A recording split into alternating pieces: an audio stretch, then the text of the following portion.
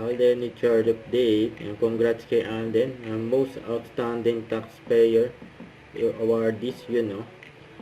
And then sa Jose Rizal, Mr. Policio. Richard or Fulkerson, also known as Alden Richards. Yun, no? Sigawan dyan, no?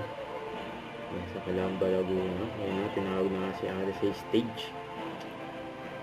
Yung taxpayer yan si Alden.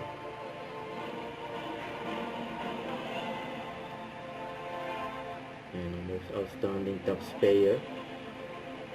Alden Richards. From RDO number 60, North Quezon, we have Peraza Incorporated. Yan, congrats kay Alden. Saka ito pa yung speech ni Alden. As a public figure, I understand that influence comes with responsibility. I hope that through this recognition, more individuals, especially those in the private sector and in the entertainment industry, will be encouraged to fulfill their tax obligations faithfully and transparently. Being a responsible taxpayer is something we should all take pride in. Dapat po natin ipagmalaki ang ating pagiging taxpayer. Let this kick-off event serve as a renewed call for unity, accountability, and cooperation.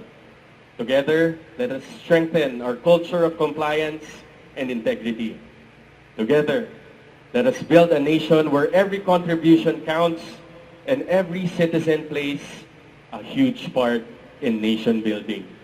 Sa lahat po na nandito ngayon, sa lahat po ng nakakanood sa atin online, paalala ko lamang po, magbayad tayo po ng tamang buwis at higit sa lahat, magbayad po tayo sa tamang oras.